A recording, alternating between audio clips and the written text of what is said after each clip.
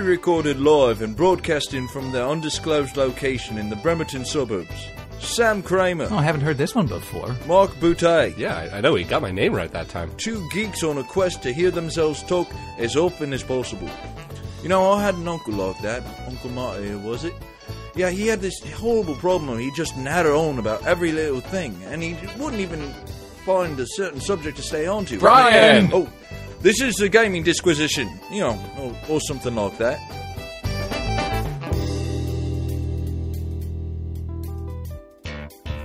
The Gaming Disquisition with Sam and Mark for Sunday, May 12th, 2013, and show number 50 is go. I'm Sam. I'm Mark. This is the Disquisition. And we can get our contestants to come down to the stage to tell them what they've won. A brand new car.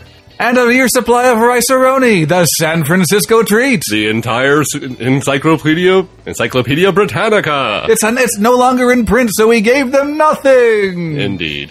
How you doing, Mark? Oh, doing good. Show 50. Show 50. Yeah. It's like so one show we get to celebrate 1 year, and then we get to celebrate 50 episodes. You'd think we would have celebrated 50 episodes before the 1 year mark, but oh well, we're good. Yeah. Just wait till show 100. Yeah, exactly. So what you been doing, dude? Honestly, been getting out a lot more. Actually going out into the sun. It's crazy. I know. Hey, no sun allowed. Yeah, seriously. I mean, you can praise the sun, but nothing more than that. Praise the sun. Me and my friends have been going out for some jolly cooperation. In the sun! Yes. Although I did briefly start Secret of Evermore, and then got to the first boss, and then, had the computer blue screen on me, so I kind of stopped playing that. What was it that I was playing the other night? Ah, yes, Neverwinter. Yes. Neverwinter. Neverwinter. Yeah, pretty cool, actually, so far. Lisa and I have actually been, going through, kind of, me and her, like, she's got a healer, I've got a guardian fighter, so we're running through and actually doing, just like, me and her are gonna be able to pretty much solo pretty much everything, as long as we play our cards right, so, we did that back in WoW. There are cards to play? No, there are not cards to play yet. It's an MMO. Chances are it's going to get into the trading card game here soon. Yeah, no kidding. Or they'll just implement triple triad into the game. Oh, doom doom doom doom doom doom doom doom doom doom doom doom. Yes. Okay. But we did it back in WoW. I had a prot warrior. She'd had a druid healer, and we ran around pretty much doing everything just by ourselves. So that's kind of our plan right now. Even though we have a few friends that are playing the beta, we figure we're pretty much going to just solo everything. Yeah, I'd say so. I mean, you pretty much can. It's an MMO. It's a standard MMO fare, and if you can't solo things, people get mad. Yeah, pretty much. So, pretty much standard MMO fare so far. It really is. And, I was talking with who was I talking? I think it was some person. I think it was Brandon I was talking to about it. But he recommended that I give it a try, and instead I watched Total Biscuit give it a try. Right. And I got to hear so he was trying it, but he was also interviewing some dudes who from the company who he was partying with, and so he had all the questions, and it's a big Q&A while they're doing a dungeon. That's neat. And so I was watching this whole thing, and so remember when you said that you kind of have to have your block button up. In order to... when I'm playing a prot warrior, you have to hold the block button up to actually block an attack. Okay. So I was under the impression that mattered a lot. Well, it kind of did for, from what I was seeing and what I've played so far, having the block up does seem to significantly, either stop or lower the damage, almost entirely. Right, but I mean, do you ever not want to have it pressed? Well, you can't really use active abilities if you have your shield up unless you have gotten the ability that allows you to bash with your shield. Sure, but if that's the case, I guess my big question would be why not just have the shield automatically block until you use an ability, and then automatically comes down. You move slower too. Yeah, I suppose. So I mean, realistically, I've just gotten to the point with my little defensive warrior or guardian fighter, as it is, where I'll just run around, and if I see an attacking coming, if I see a tell or if I see one of the little danger areas appear, I point myself in the direction and I hold the block, and I just I just got to the point where it's I see that, I block. I do that, I block, and it makes more exciting or dynamic fighting. I guess it makes me pay more attention than I ever did with my prot warrior. It's not just spam button, spam button, spam button, don't stand and fire.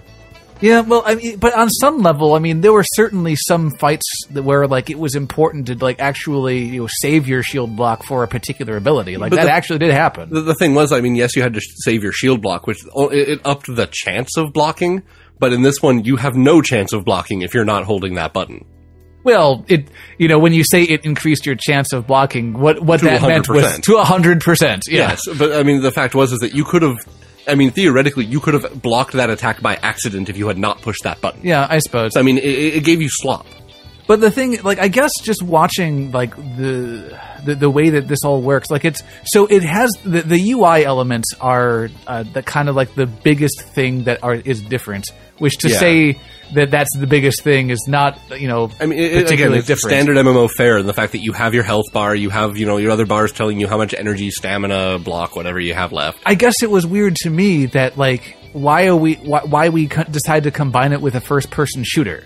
Like, why do I have to aim my character at, like, like hover it over the dude that I want to hit, as opposed to doing tab targeting, which, like, is, like, it seems like it's the exact same thing as tab targeting, but, now I have to have an additional dexterity requirement, which, like, because I know that, like, that gamers love to, like, equate dexterity requirements with skill somehow. Right, and I do have to say, even in the beginning areas that I've been into, there have been one or two times where I've targeted the wrong guy because, well, I was pointed at them instead of the thing that I was supposed to actually shoot at. And, well, it's like, okay, I'll just have to get used to not being as frivolous with where I'm pointing my mouse. Like, I used to just click, and then I'll just run around in circles, not actually pointing myself at anything, just spamming buttons. Maybe I want to rotate my camera behind myself so I can see what's going on behind me. That's legitimate. Oh, yeah. You can have free mouse. There's free look you can still do. Well, but can you aim at the same time effectively? Not effectively. Yeah, I'm just saying. So, like, it just seems like a very strange direction for the MMO to go, and, like, it's just kind of in the name of novelty almost. I suppose. It definitely, for me, it makes the combat more entertaining and more involving.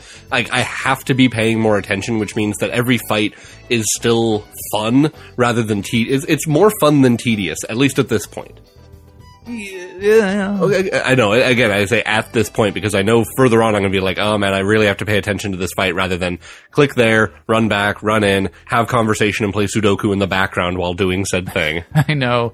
Like, if movement was, like, a thing that made a huge amount of difference to, like it was, like, to me, it just seems spammy. Like, you've got, like, in watching the dungeon run that Total Biscuit was doing, like, there was, like, 5, 6, 7, 9 creatures or whatever, and they're all puddled in this big mass, and, like, finding the one you want. Yeah, I guess that's the thing is, like, it does definitely make it harder to target certain things, which does feel a little bit more kind of not random, but definitely requires a bit more, like, patience and concentration to do. Which, again, like, in most MMOs, like, okay, target the one thing and then, smack it around, do whatever you're going to do. Ignore all the ads until you kill the big one. Yeah. Which is a lot easier when, yes, you don't have the accidental targeting happening when something runs in front of it. But part of that, to me, feels almost like the things that are supposed to be guarding them. Like, just as an example, I was running a little bit of a dungeon, player-made dungeon, actually. And some of the, like, fighter-type guys were getting in the way of me targeting the spellcaster. And I got annoyed at it, but then I went, wait, that's kind of what they're supposed to be doing. Like, that's why they're there. I can't just necessarily nuke the spellcaster as easy when they are getting in the way.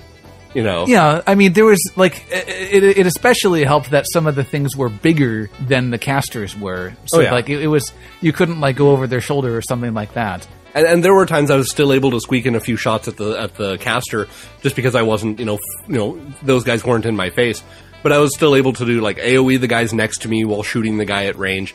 Because once they weren't mobbed around her, I was able to, just kind of shoot her with impunity. But it definitely made for interesting fights, and like I said, even just the little bit that I've played so far, because I think I'm level 7 with my highest level character, and that's the one I just started this afternoon before the podcast. Mm-hmm. Which, thank God for that they didn't go with, like, level 1 to 20 like DDO did. I was really confused. One of my friends said, oh man, yeah, I just started the game and I'm level 13. I'm like, man, how did you get to level 13 so fast? Oh man, aren't there only 30 levels? No, there's like 90. Oh, okay. But speaking of which, it's kind of interesting, like the departures that they have from like a game system that really is not designed to be an MMO. Yeah. But then also some of the ways that it's like. Okay, so what I'm getting at is they're borrowing heavily from 4th edition. Yeah, they right now they still have at-wills, encounters, and dailies. Although, admittedly, I believe there was said in an interview that those are just holdovers, basically. Yeah, like it's the same type of abilities, and as you might imagine, like if you have like like the named daily ability in your 4th edition core book, like you'll be able to find that skill in the game probably. And it does pretty much the same thing it does in 4th edition. It's just that the what they were doing originally was like the DDO kind of thing. We have to like rest between fights and like go to like find these like fireplace kind of things. Except for this one, it's the idea of, you know, all an encountered power is different than a normal at will is that it has a longer cooldown. They assume you're only going to be able to use them that many times in any given combat. What I'm saying is they removed the resting mechanic. Right. So now it really isn't a daily ability at all in any sense of the word. So now that they're going to find some other name for it. But dailies, interestingly enough, are recharged by action points. Like each class has its own mechanic for gaining action points. Like a fighter gains action points, I believe, like the Guardian fighter when they block or when they take damage. The more melee oriented ones, like when they do damage, they gain back action points. I think the healer one I did whenever it was either when I healed or something like that, I gained action points, and then I was able to use my quote unquote daily again. And it charges up. It's like a little see-through crystalline die 20 that's sitting on top of your UI. Thank God it's that as opposed to an actual die 20. Yeah, there's no random roll mechanic like there was in DDO. Yeah. Everything's percentages and a little bit closer to your standard MMO fare now. And I think I like how they did it, whereas like in DDO where you had like, you went to level 1 and then there were like 5 or 10 levels within 1 to 2.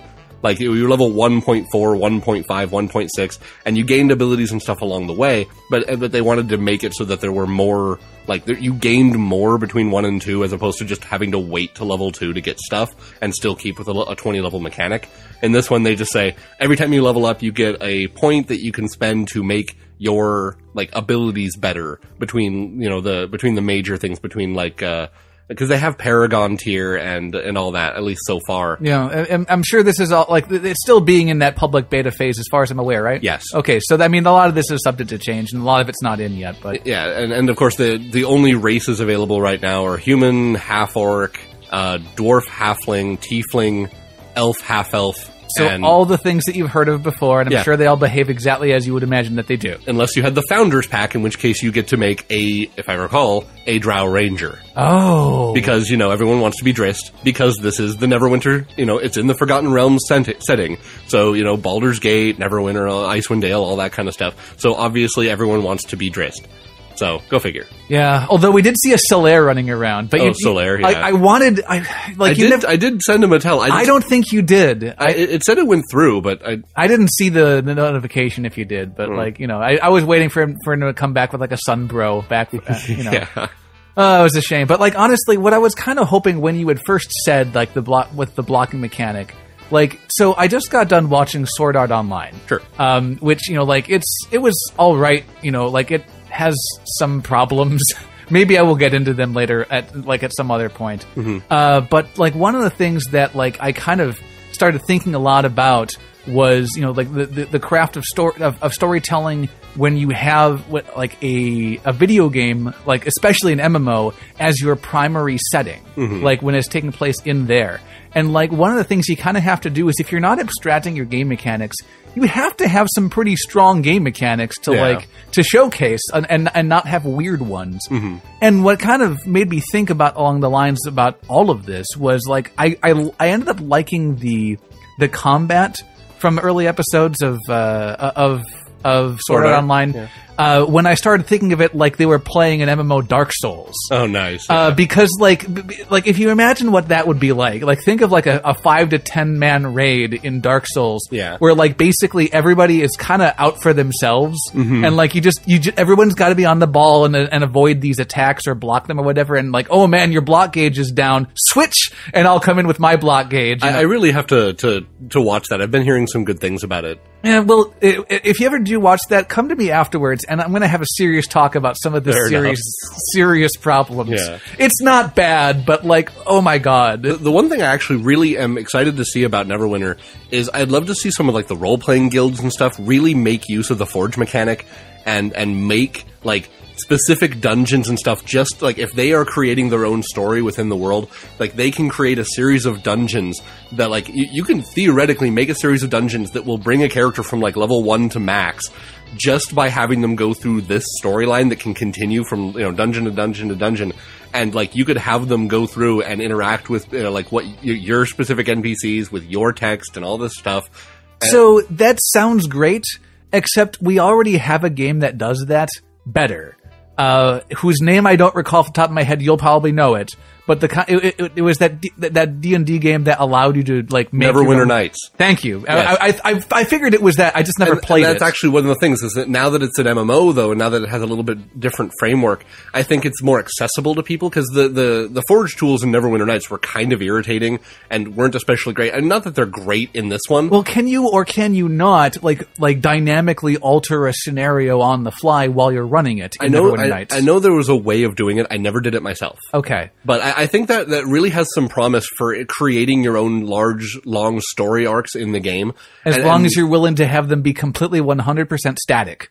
I suppose. And there are worse things, I guess. But, I'm going to try the Forge tools later just to see if I can create something and see how what kind of tools they have.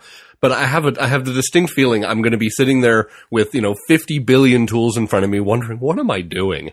Well, this is the Gaming Disquisition, where we go head-to-head on topics important to everyone. Mainly gaming culture.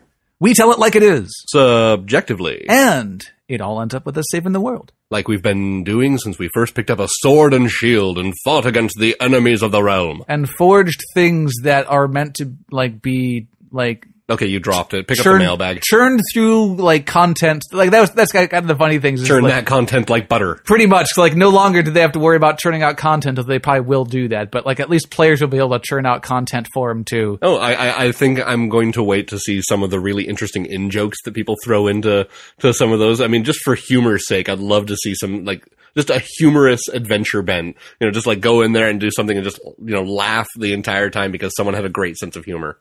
All right, but until we do that, we'll have to settle satiate our hunger for such things with something completely unrelated, in that it's a mailbag.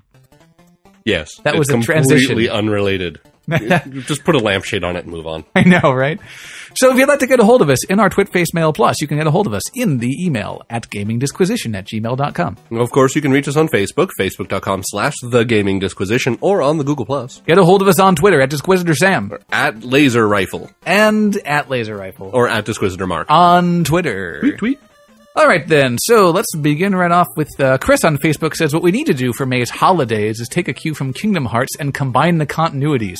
First, you have May the 4th be with you, then an explosion of sandwiches on Cinco de Mayo. Finally, the Revenge of the Six punishes you for your sandwich-related debauchery. That's from Chris. An explosion of sandwiches? Well, I mean, I would say that any sort of debauchery involves an explosion of some kind. I suppose, but sandwiches? I mean, how does I guess you could have sandwich-related debauchery. Cinco de Mayo. Oh, okay, the mayo. Remember? I guess, yes.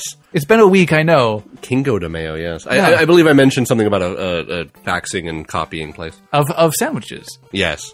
Cassie on Facebook writes, here's the protest platform of May the 4th. It abuses me. And she links a video on IGN where the Empire responds to May the 4th be with you. We'll have that up on the show notes. Or, you could just go onto the Facebook and it's still there. So check that out. And thank you, Cassie, for that. Now, other than that, we also ask questions, and sometimes you answer. But a question that needs answering by all of you, it went like this last week. What game did you start and never finish, and why? And Kevin on the Facebook writes, what game did I never finish? Final Fantasy VII is the easiest to point out for me. I got all the way through to the final boss fight, stopped for a moment, and went, I really don't care about any of these characters, the plot, nor the system I play in. Why should I continue? So I stopped. That's from Kevin.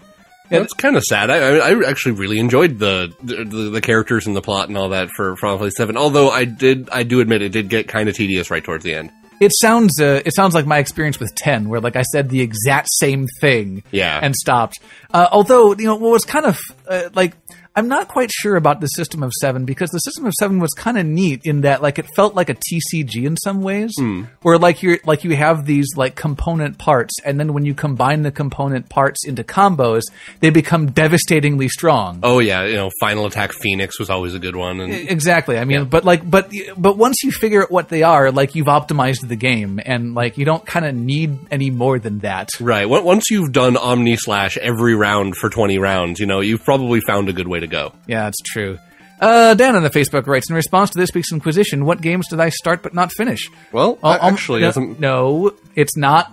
Hold your horses. My horses are being held. Yes, they are being held. I don't know. I was just saying that when it comes to Final Fantasy VII, you really should go back and finish it, or at least YouTube the ending, because it does get some, But he didn't care about it. You should. You should care. No, you shouldn't. It's a video game story. Go YouTube the ending. Video game stories are. They are responsible for your level of interest, and if they do not interest you, don't try to force it. YouTube the ending. So Dan in the Facebook writes, in response to this week's Inquisition, what games did I start but not finish? Well, almost all of them. Of my 200 plus games on Steam, I think I've played all the way through maybe 24 of them. Why? Well, for a variety of reasons. Sometimes it gets too hard for my rather low skill level. Most Total War games, Star Control 2, FTL. Sometimes the open-ended nature of the game distracts me long enough that my interest wanes before I finish it. Baldur's Gate, Skyrim, GTA SA. San Andreas. Sometimes it's because my interest in the story just fades. Final Fantasy Tactics Advance and the Mass Effect series. Sometimes, and most often, it's because I put the game down and don't get back to it for a while, and the longer I spend not playing it, the more awkward it gets to pick it up again. L.A. Noire, Torchlight 2. Yeah, I suck at finishing things. That from Dan. Now that I really think about it, I've never finished Suikoden 5, and I feel really bad about that. You haven't? No, because every time I start playing it, then something happens, like in my life, that I just put it down for a while, and then when I come back to it, I don't remember enough of the story, and I have to start playing from the beginning again. And then something else happens. So here's an interesting question. Does that ever happen to you with TV series? TV series less often, almost because a lot of TV series will have a recap at the beginning of newer episodes, especially like after a season break. Yeah. Like Supernatural, I pick it up every few months or like maybe every half year or so, and like they'll have a recap and say, this is what happened. This is what's happening now. Go. And I can be like, oh, right, I remember all of that. Whereas when I pick up my video game, it's like, where am I going? What quest am I on? Who are these people and why should I care? Oh no, I have to do it again. Yeah, that's kind of, I guess that's the primary thing that drives that, is the fact that you have to, like, the plot is set in stone, but you are still responsible for driving it forward, and if you can't remember how to do that, nothing's gonna happen. I do find that it is good that every once in a while in some of these games, especially like I'm playing Minish Cap here and there are places you can go and ask people, and they'll say, oh, shouldn't you be doing this? And it's like, oh, yes, now I remember, thank you. And you can run on and do the main story. So, handy. Joy on a Facebook writes, one of my friends started an all-ladies D&D campaign, a monster campaign, in fact. I was a griffin. Unfortunately, we couldn't seem to find a time to get together after the first session, and then the DM moved away. The one session we played was pretty cool, though. That from Joy. You ever play monster campaign? I have, but I have... I just can't wrap my head around them sometimes. Okay, when we do monster campaigns, we do intelligent monster campaigns, like goblins, people who can talk and move on and interact with the world in a way that we're a little bit more familiar with. I've always had an issue playing games where you're playing as, like, a full-on non-humanoid monster, because, like, okay, a griffin, yeah, it has an okay intelligence, like, a decent intelligence for an animal. And unless you want to apply the awakened template on everything, go ahead and give me a realistic list of things that you're going to do as a griffin. Like, you're pretty much throwing out everything that involves going into or near towns. Yeah, you can eat. Oh yes, you can eat, you can kill things, and sure, you can go on an awesome, interesting campaign to go and save the world from crazy evil demons or whatever. Or you can poop. Yes, but you'll never go into a town and buy something. You'll never have the king issue you a quest. So I know it sounds weird, but that's the point of playing something different, is so that you don't have to go with all these tropes. I know you don't, but it's just something about it. Just I could never get into it, because it's like, and keep in mind, I did do this when it came to like our monster campaigns, where they were basically in it for themselves. They're doing this thing, and maybe they were just the bad guys and running around trying to stop a group of heroes from destroying their kingdom or what have you. But It's just when it came down to playing full-on monster characters, like just, even dragons is sometimes difficult, mainly because of the power swing. But like, oh, I want to play a blink dog. Well, go ahead. You play a blink dog.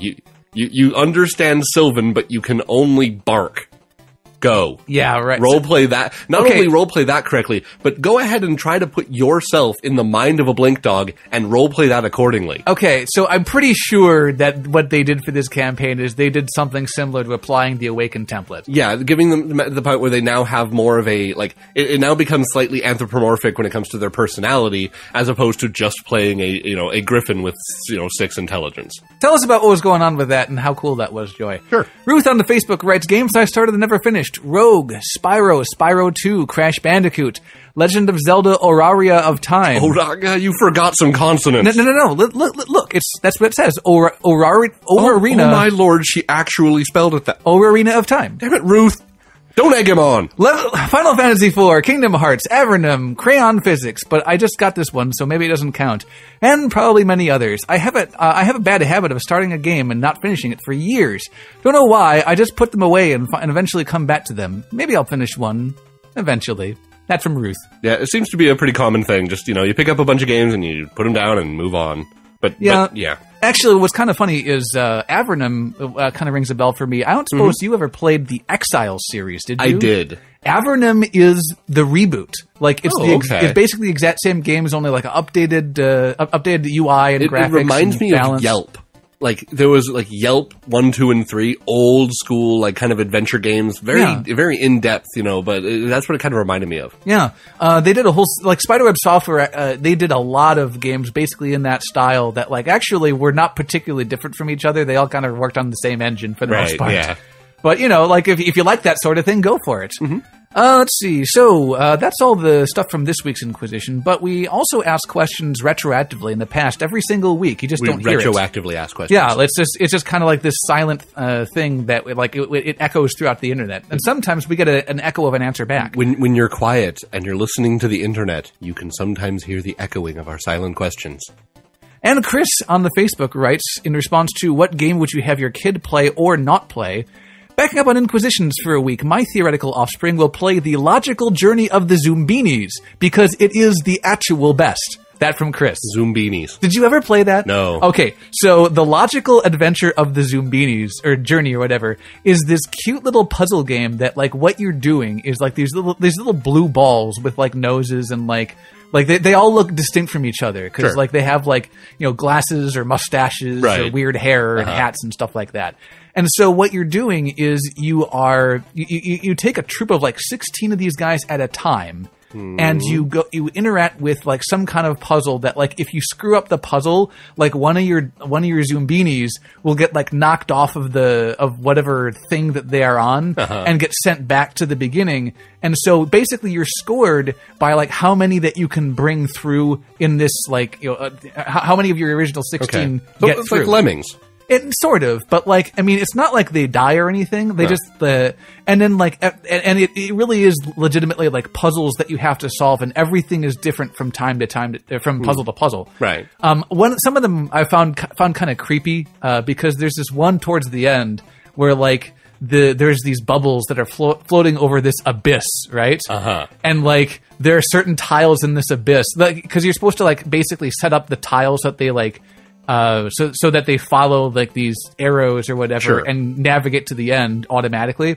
But sometimes if they go into like this little whirlpool kind of thing, like they get like magically sucked into it. Oh dear. And like when I was a kid, like I did not realize they were getting sent back, so I thought I was actually killing them. Oh, and that's traumatizing. It was a horrible thing to have happen to them. So it sounds like a great thing for your kids to play. Yes, it was.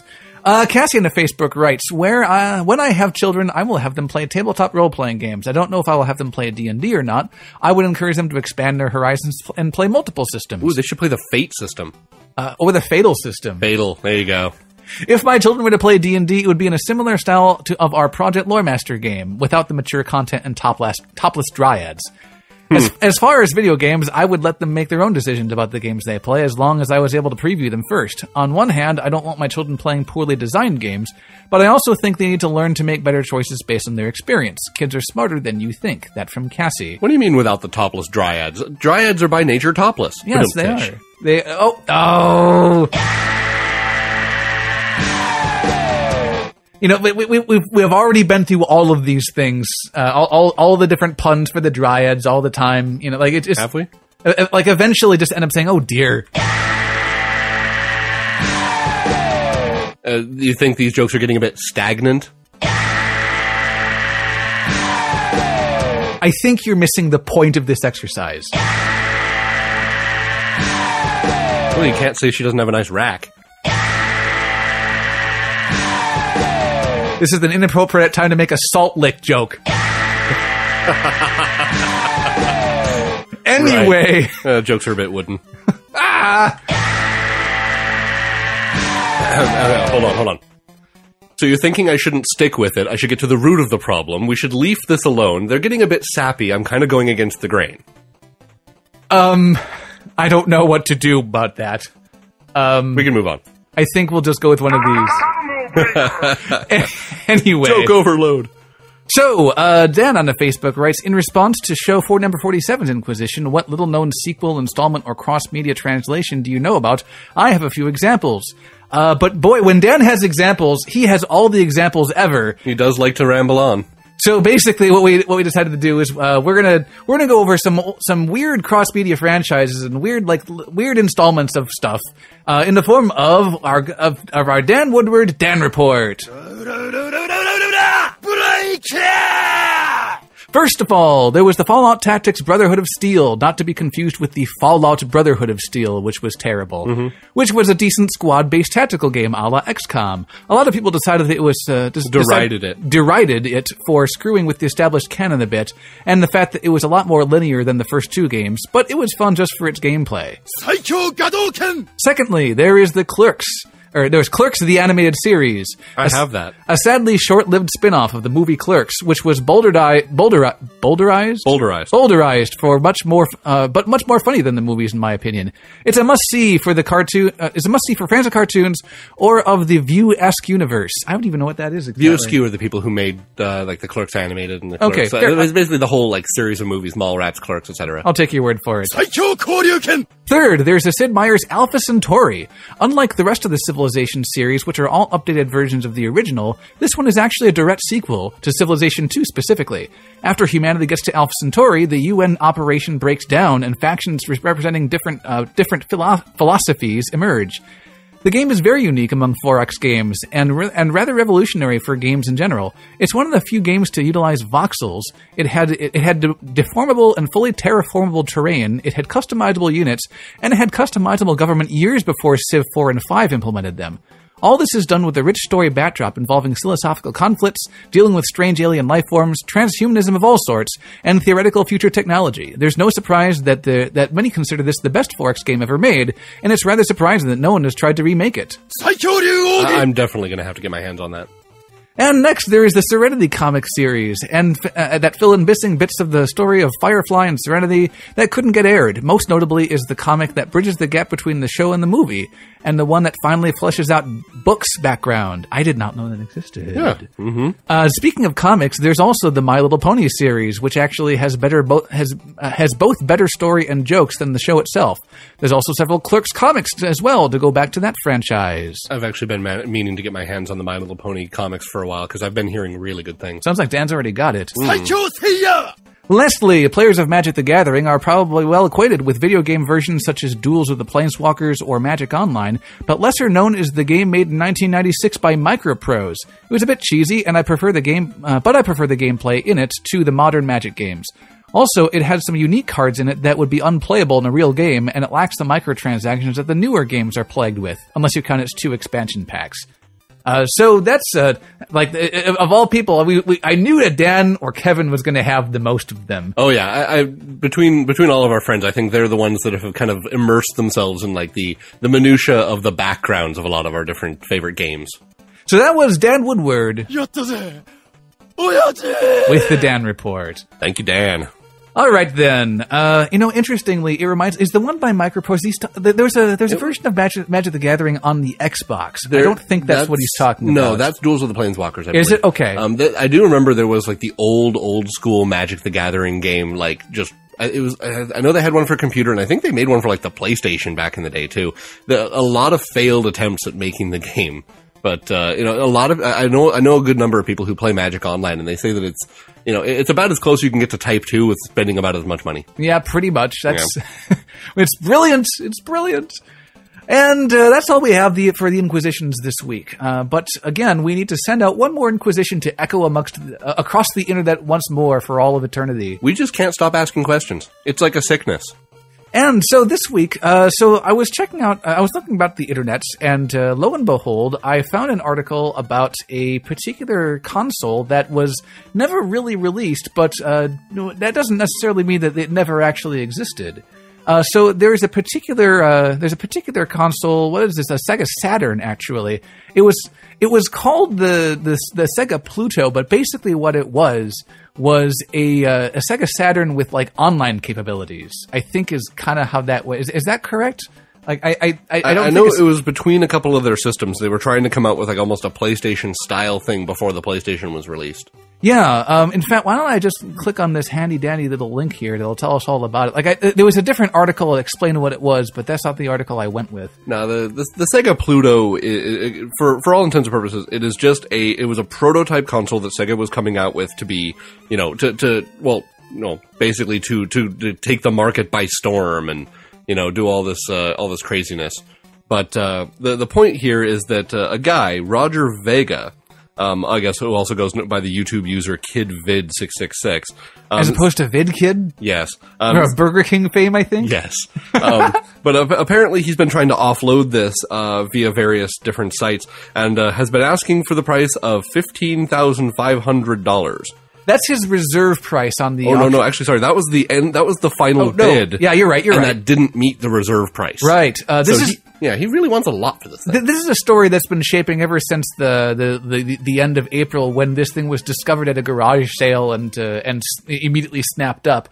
But the thing is, since we've never really seen one of these before, like there's maybe like one or two of them in existence as far as we know, like, and it's never really been sold. No one really knows like what this thing is worth exactly. Well, because no one has never been sold at auction or otherwise. Exactly. So aside from maybe a garage sale. So like it's going to be one of those things where he might just have to like. He might actually be doing this, is slowly dwindling his reserve price.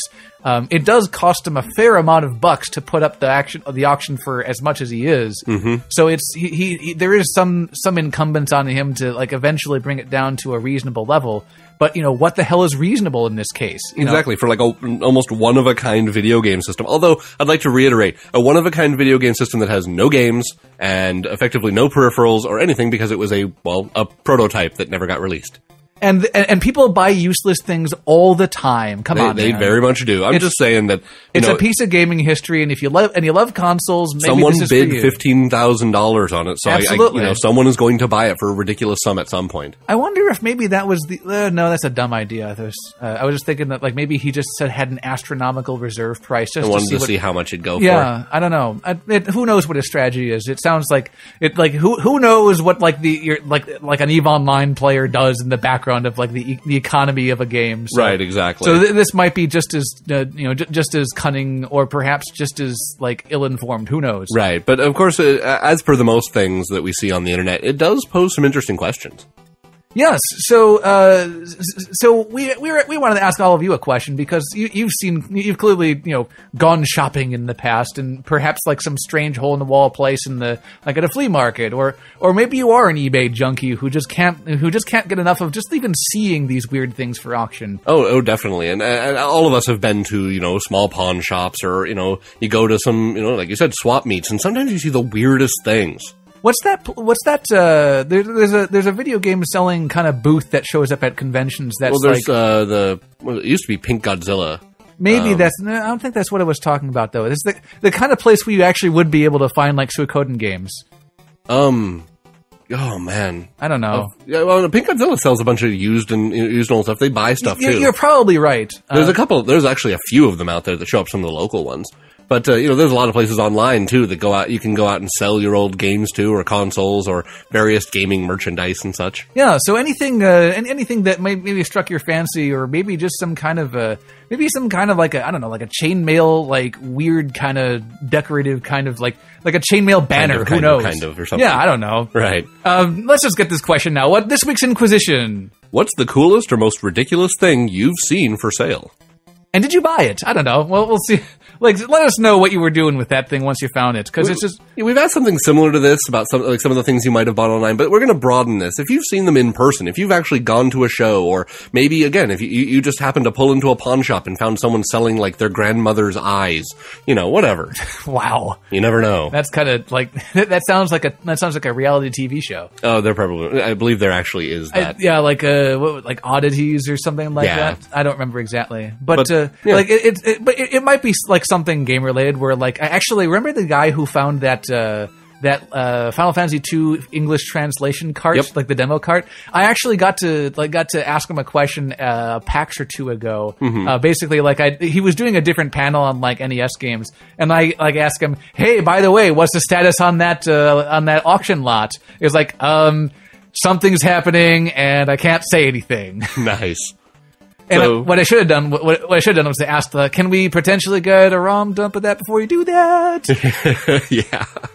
But yeah, so Mark, anything weird or cool or awesome? Actually, the one thing that really struck me as kind of odd, but kind of cool as well, is when, after the first season of Game of Thrones, HBO started selling the Iron Throne. You can buy the Iron Throne for $5,000 and put it somewhere in your house. So, like, is it a replica or is it a replica? the? Okay, it's a replica because they had several for sale. It's not like the captain's chair in a museum somewhere. Correct. Although there is like the one that was used in the show, and I know they made several for the props, but this thing, the reason why it's just so weird for someone to buy this is like you have to have almost an entire room for this thing. The throne itself is like, if I recall correctly, almost 9 feet tall and about 6 feet wide, and made of a giant, like just a bunch of points, because it's all swords sticking out of the back of this thing. So, I mean, if you do not have the perfect house for this, there's nowhere to put it. And it's not designed to be comfortable either. So if you're spending $5,000 on a chair, you probably have a pretty good chance of having a house that can accommodate it. One of these days, I'm fully expecting to walk into like someone's single-wide trader and looking over at the wall and just seeing the Iron Throne there going, yep, all right, he even had to cut out the roof. Go for it. I'm just fully expecting that, because people will buy the weirdest thing. And that for me is just, I mean, it's cool. Don't get me wrong. I love recreations and stuff, and especially having like a piece of, kind of the cool memorabilia from a show like that. I kind of say, swords are fine for me. I like having the swords on the wall for stuff because those are compact and easily moved. But having the Iron Throne, that just seems a little excessive. Yeah. What do you got? Okay, well, so the thing, if you remember your video game history and the great video game crash of the early 80s, sure. One of the big reasons why that was going on was because like there was just like there was way too many things in the market, so many like clones of clones, and like nobody knew like who made what. Nintendo seal of approval wasn't entirely in effect at that point. No. Yeah, exactly. Like the Nintendo seal of approval actually like kind of came out of that whole scenario. Interestingly enough, by the way, this is kind of funny. Do you know the video games company Ultra that made a lot of the Turtles games? Uh-huh. That was actually Konami. Like in disguise, because nice. because the Nintendo seal of quality, basically like they only allowed you to publish 5 games a year, so you better make them good. Right. But like that was Konami couldn't be asked to play by the rules, so they spun off Ultra to keep on making. I'm pretty games. sure I have one of those carts downstairs. Yeah, you probably do. So anyway, but that's kind of beside the point. Back before then, when there were all these weird clones of stuff like that, there was all sorts of like weird consoles that were basically like clones of Nintendos or whatever. Mm-hmm. And the first time I met up with the Shiz folks at Norg's place, some of the folks went down to the local flea market and came back with a Nintendo clone, kind of weird, that kind of like it basically played like a Nintendo sort of. Like the controller scheme was basically the same. Did it play Nintendo games? No, it didn't. Oh. It was basically I'm trying to think of what it was. Like it just like it had its own carts and its own like standards and whatnot. So it was like it like but a whole bunch of consoles did this. None of this, all this stuff was proprietary. So like you really couldn't mix them. And they had this game called Holy Diver. Oh man! And it was just like it was kind of like well, first off, like just I've never understood like the concept of that phrase, like Holy Diver. I have no idea what a Holy Diver is. Whoever it is, he's been down too long in the midnight sea. Exactly. So, like, what it was basically like it was described sort of Castlevania-like because like it was very brutal in terms of its like in terms of its difficulty and like what you had to do to get through things and and I remember playing maybe like a half an hour of it and like holy crap, that game was brutal. Do you have to ride the tiger? I don't think there were any tigers to ride. But maybe if you saw his stripes, it's just. Like, I don't know how much of a tie-in that it actually had. Maybe they just named it that because it was ridiculous. That would put it in the category of ridiculous. But we definitely did find it when, like, I definitely did actually find an article on it on Hardcore Gaming 101 because, like, they just cover all the old stuff of, have you ever seen a TurboGrafx 16? Yeah. Yeah, I had never. That was not a part of my life as a child. I never like played one, but I knew they existed and I had seen them. Yeah, so I had actually my buddy Mike just picked one up, and we've been playing some game.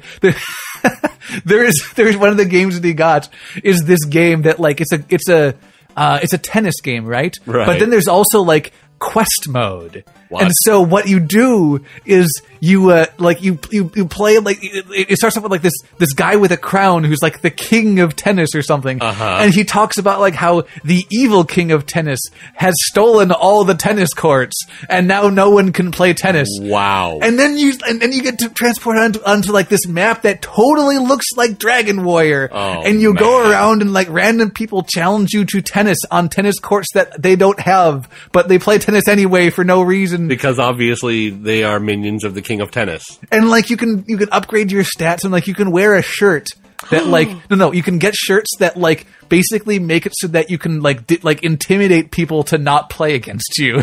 Wow. It's awesome. That's pretty spectacular actually.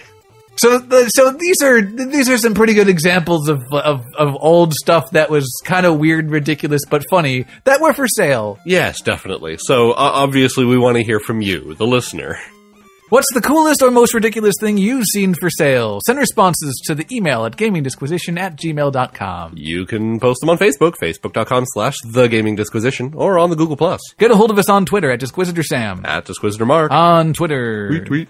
All right, then. So that's all the feedback that we care to even speak of right now. That's really all the feedback we have at the moment. That's kind of true. But we value your feedback, and we always care to read it. Please replenish it for our benefit. And yours. But for now, we have to go into some topics that are fairly important, I'd say. Wait, important? To everyone? Everyone. Everyone. It's time for the news.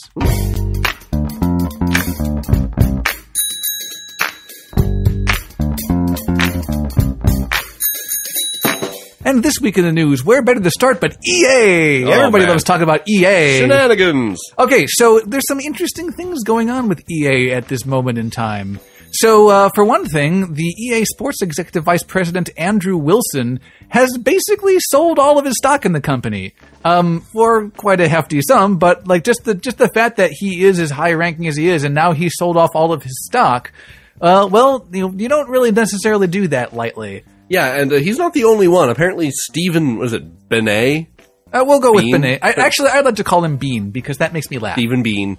Yeah, apparently he also has sold off quite a lot of his stock. I believe they said he kept a decent number of shares, about 6 or 7,000 shares.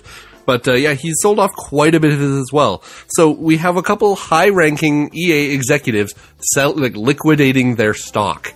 That's weird, isn't it? It definitely seems a bit weird. You know what else is happening? Is EA is laying off 900 employees in an organizational restructuring. Yeah, that seems to be all happening kind of at the same time. And they did this once before. I believe back in 2010. I think you're right on that. Yeah, about another 800 employees were lost their job due to them restructuring and such when they closed the Los Angeles and Montreal offices, and I guess EA Mobile and stuff like that. PopCap Dublin But apparently, yeah, they're kind of restructuring yet again about the same time that some of their executives are selling stock, and all of this seems to be happening about the same time that they have acquired the license to make Star Wars games exclusively. That's weird, isn't it? Does seem a little weird. Some weird shenanigans are happening behind the scenes here. All right, I'm going to put myself out there.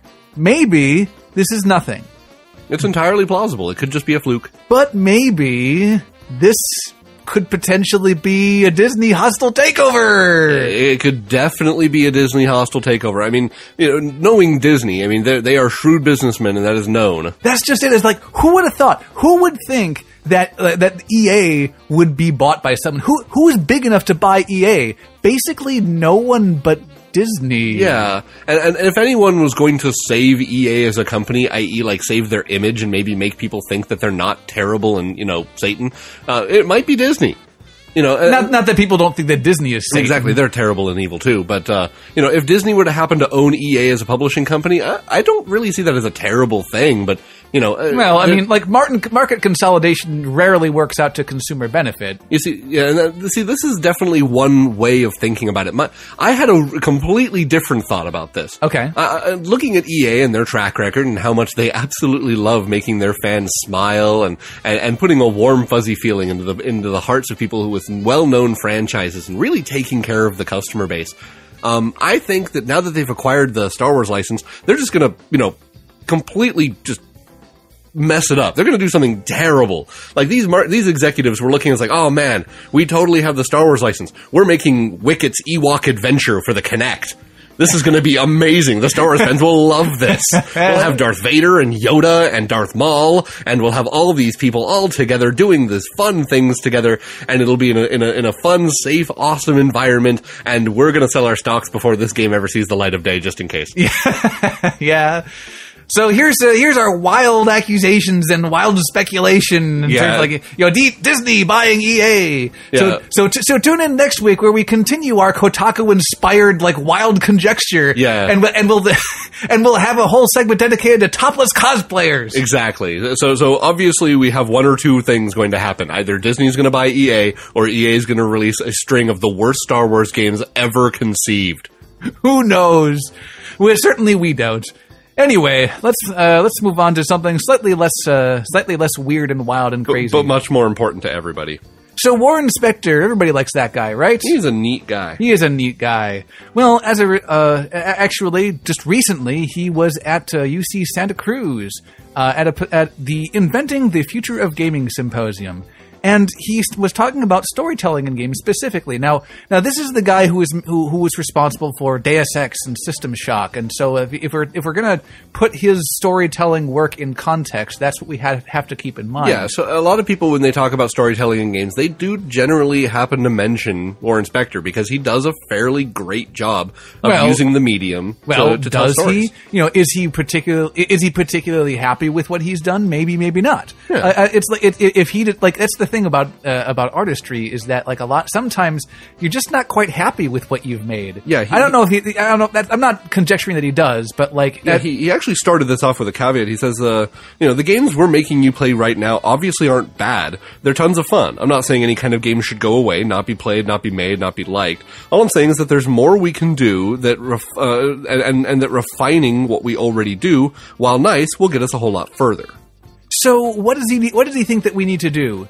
Well, for one thing, we need to focus on the one thing that we do. The one thing that we can do that other mediums really can't, and that's interactivity. And we need to make that the focal point of our storytelling. Yeah, and he does go into a couple, 4 key things about the storytelling in game and why it's important.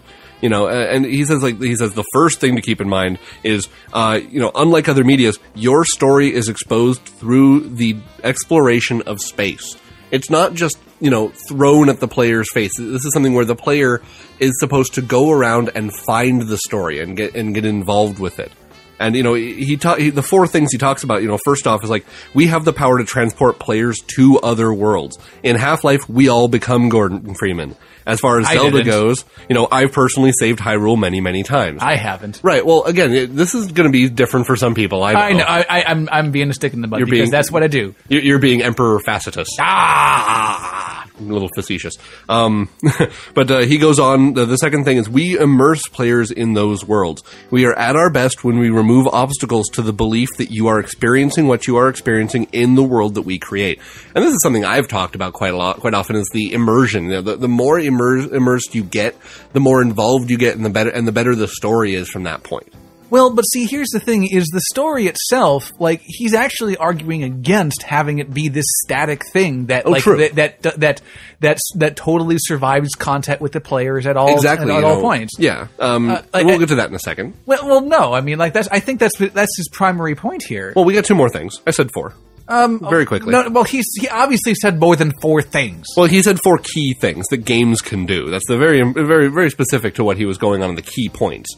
But I'm going to soldier on. Yeah.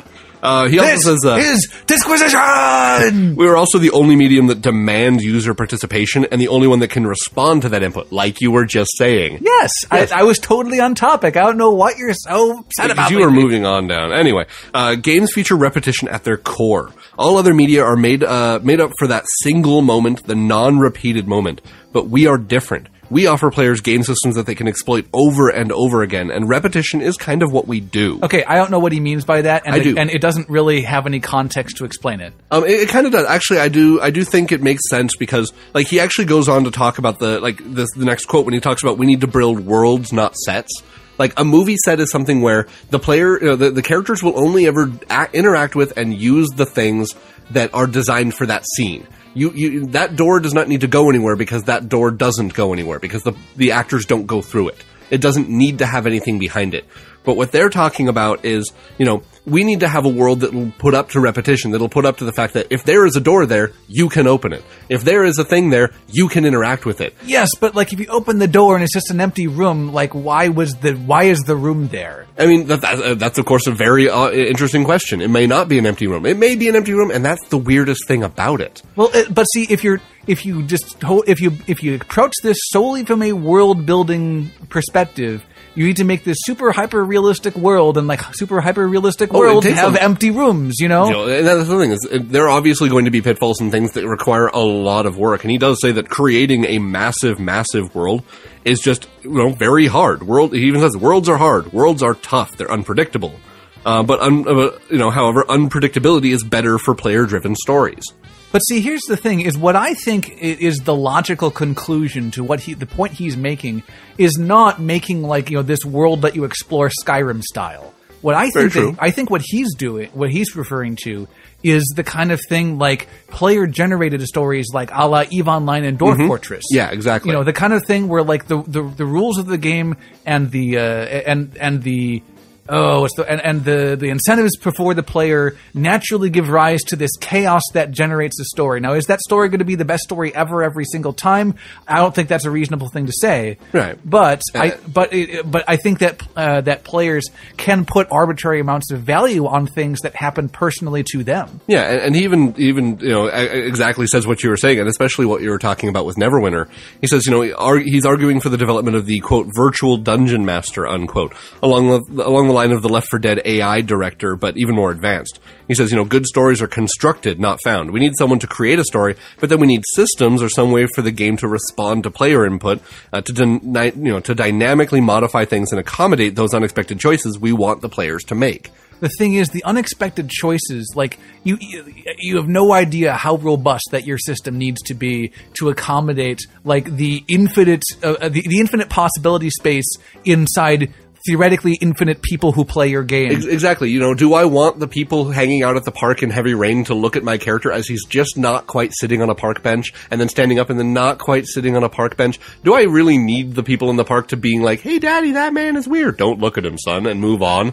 I guess maybe, But having to plan for that just seems a little and that's far-fetched. the thing. I'm really unsure if heavy rain is the answer here. No, not necessarily. I'm just giving an example as if we wanted our game to dynamically interact with to the player, no matter what choice they have made or how they have chosen to play the game. There's so many choices that players can make, even in games as static as Heavy Rain. Whereas, a player is just going to say, oh, I can do this? Cool. My character will never wear a single article of clothing. Let's see how the game interacts with that. Yeah, I mean, I think that one of the woefully neglected styles of games that, we have seen so few examples of this is the kind of game where, there's this game system where the players are playing it, but then there's also a player behind the game system that they are playing with. And I feel like maybe that's the easy cop-out way to do it, but it is a very effective way of doing it, is having that player there who is able to make the world respond in a way that makes sense. I mean, think of a game of StarCraft where there's a player using the map editor while you're playing and is dynamically changing, adding things, and moving stuff around while you're playing to make it an interesting adventure game. Single player, right? Yeah. I mean, I wouldn't say that's I'm saying single player. I'm not talking about the crazy meta of multiplayer. Okay, I just wanted to be clear. Yeah, I'm talking if each player or even when you say StarCraft, people's general assumption is PvP. Let me take a step back then. Let me say Warcraft 3 with the hero units. Everyone has their one hero unit, and there's a DM altering the map and throwing enemies at them and giving them story points as they move around through a map. I mean, altering the game as they're playing it and reacting to them as they do it to make it interesting and fun for them. Now, I don't think that this is what he's referring to. I think he is referring to strict system design. True. And we have a very, very long road ahead of us, I think, if we want to come up with a system that is able to generate stories in a very robust, kind of meaningful, kind of if you had the Dwarf Fortress kind of. Oh, how do I want to word this? Basically, the Dwarf Fortress possibility space in the Skyrim interface. Yeah. I think we have a long way to go before we are even able to approach that in a way that is really, really effective. In my head, I have this picture of the future of D&D, and you have all the players in their own little virtual reality sets, and you have the DM with a massive control table, and as they're playing and doing all this stuff, he's creating the world right there on this big table, and throwing it out so the players are seeing what he's created as they're moving around, and they're all just talking and interacting with each other while the DM's ha ha ha ha, I'm doing all this stuff. I feel like we're kind of missing Warren Spector's point, but that's fine. But I mean, just a game like that seems like it would, and kind of fill the same gap. It's the idea of having a game system designed to dynamically work with the players, and D&D kind of does that, but we're talking video games. Warren Spector wants us to make video games that'll do this kind of stuff. Yeah, and where does that line blur? Where does the line between D&D and video game blur to the point where you are actually just playing D&D with a video game medium? Well, when we refer to D&D like that, we kind of use that synonymously with tabletop RPG with dice. Yeah, okay, but there we go. I mean, what happens when a tabletop RPG is using enough technology to be described as a video game that's just being interacted on two different levels? It's when all the rules are enforced by a computer system, then I would say that it's a video game, no problem. I suppose. Well, what about Project Loremaster with the fact that you use map tools, that the rules are being the die rolls are being enforced by the rolling tool?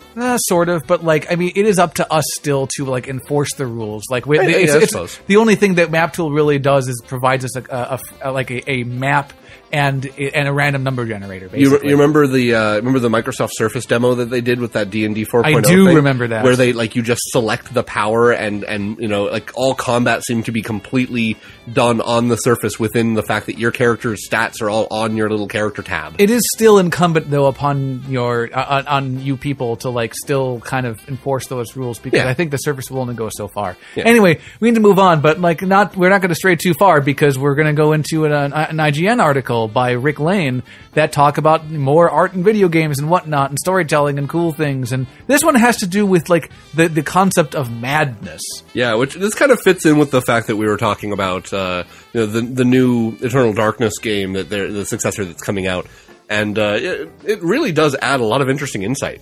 Okay, so So what you usually think of when you think about madness in video games is something like an insanity meter. It's something like that. Eternal Darkness, something like the Amnesia Dark Descent. That's what I'm going for. Yeah. But what's interesting is he brings up a particular game called Spec Ops: The Line. Oh yeah. If you've played it, you kind of know a little bit about what we're about to refer to. But the idea is basically that it's a dirty brown shooter. What is it? It's modern military shooter. Modern military shooter. Take cover, neck stab. Yeah, but the thing is, like, it's kind of self-aware in a way. And what I mean by self-aware is, like, when you're playing a video game and you're killing a whole bunch of dudes, like, that's kind of weird when you think about it. With the number of dudes that you're killing. I mean, realistically, the whole one-man army type game has been happening for quite a while, and this game kind of takes that and says, you know what, really think about what you're doing. This guy, in this case, the main character, Walker of Spec Ops: The Line, is really having, like, he starts dealing with the fact that he is just murdering many, many, many people. And he like starts questioning his reality and his morality and all this stuff, and just like not being able to reconcile who he is and what he's doing as being a good thing throughout this game. And apparently the game takes this a step further, and as you kind of descend into this little bit of madness as he starts doing it, the loading screen helpful tips start becoming questions and accusations of like what you're doing, and do you really think this is a good idea? Are you happy with yourself? And just kind of like making you realize, well, wow, this is really weird. Okay, so what my main takeaway from this article is basically that, like, this is what we've been doing in video games. This is why video games have difficulty telling stories, because like, and I think that this is a perfect example of this is the Uncharted series, because so here's this Uncharted series, and like it's about this one dude who's like this dashing rogue, kind of like a Indiana Jones kind of story, but like in between he's killing hundreds and thousands of people. Maybe not thousands. By the time you've been through all 3 games, you're probably over 1,000. Okay, I'll give you that. Yeah. And like and like think about having to kill one person. And like what kind of effects that has, and like how is Nathan Drake, as like mentally stable and sane as he is, having done this? Right. And the problem that we've run into is that like when we talk about making a video game, the word video game comes with a lot of baggage. Yes, definitely. And so the baggage is, well, you gotta have characters, you gotta have a story, but you also gotta have gameplay. Well, what's the gameplay of Uncharted? It's killing dudes. And like the gameplay has nothing to do with the story, and it's just like, honestly, when it comes to that, it's like it definitely unashamedly steals from like all the Indiana Jones action type movies. And Indiana Jones killed a decent number of Nazis, and again, here we are. I will again say, Uncharted is definitely the epitome of the movie game. It is definitely very close to being just an interactive movie in the way that, like, okay, you're going through what basically goes into an Indiana Jones movie. Lots of killing, lots of running around, big vistas, gathering treasure, yada, yada, yada. The point being is that I don't think Uncharted is a good example of something that's trying to be different than like the movie genre or what have you. Because, I mean, think of what are we talking about here? Red, or, what's the big movie blockbuster? They made 2 of them with all the crazy stars in it. The name is completely... I have no idea where you're going. It had Sylvester Stallone and you're asking Jet Li me? And good Lord, you know what I'm talking about. Did I? Someone's going to respond to this, and I'm going to feel like a dupe. But all I'm saying is that like video games and their gameplay, but trying to reconcile them with their stories or lack thereof, has always been just this hilarious thing. Like, for example, like do you know Brentalfloss, the guy who does the lyrics to his lyrics generally point this kind of stuff out. Like it's like the one for Paperboy, as is playing in their ears right now. Yeah. Like there's this line like on this side streets, on this side street, rules are strict and tight. New subscribers, paint your house white. Right. Just like what? Yeah, exactly. Like just like and what's funny is that we kind of accept this on this unconscious level, because we know that this is the problem. Like most things, most like video game related like comic strips that Right. are basically like set with the characters in the setting, but are supposed to be done for humor. The vast majority, like probably like 9 out of 10, I'd say, like are pointing out some weird incongruous element to like, you know, what actually is happening and what would actually happen in a real life scenario. Expendables. That's what it is. The Expendables. Expendables. Okay. Lots and lots and lots and lots and lots and lots and lots and lots of killing. I know.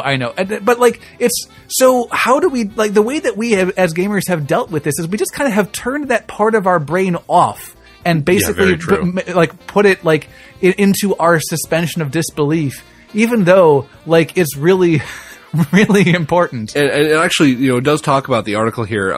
It's like the Spec Ops narrative really was written to highlight that broken nature that many video game worlds and what they expect the player to accept as normal. So it really does kind of, it makes you think about, wait, why am I killing all these people? Why is this okay? Like, that's what I mean by self-aware, is that like it kind of dawned on someone at some point that like, man, like, killing people is a big deal, and like our games are not dealing with it realistically at all. I believe we did cover an article, good number of episodes back, when someone was complaining about Spec Ops: The Line because he says, "I want my games to be fun, not to question my morality." I know. You remember that? I think I do, actually. And this is the kind of thing, is this, you know, this article is saying this is something we need to see more often, or at least this is something that really should be, you know, applauded for what it's done. What I don't want to see this turn into is like some kind of thing where it's a platform for, oh, we need to be aware of the violence in games. No. What we need to do is we need to like understand that like, you know, we are doing these weird incongruous things with our stories for the sake of gameplay.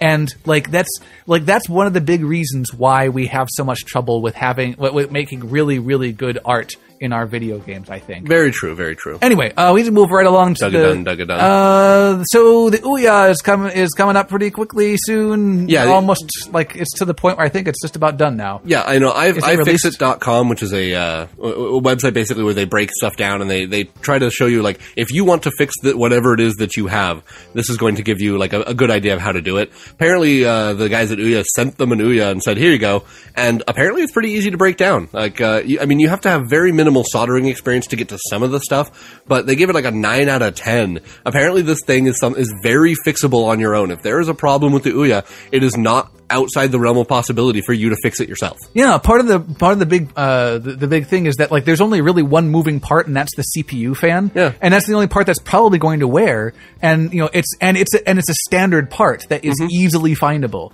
So like, neat. How about that? A console you can fix yourself. That's crazy. Yeah, none of this. You break it open. You broken all of our things, and we'll never talk to you again. If only we could like do this with our cars. Right. And I think just to kind of wind us down here, for those of you who are fans of the sci-fi show Defiance, well, it's been renewed for a second season. Yay! So all the people at Tryon Worlds haven't wasted their frickin' time. As we were saying before, you know, if this only lasted a season and they had an MMO that was about a show that only lasted a season, I mean, you know, I'm still going to say that if Defiance really only lasts a good, you know, maybe even 3 seasons, that's a 3-year MMO. I mean, they're really limiting themselves here unless the game becomes so wildly popular on its own without the show tie-in that it's able to maintain players. Yeah. So I don't know. Defiance being free to play, I might have to give it a shot because I am kind of a sucker for MMO FPSs.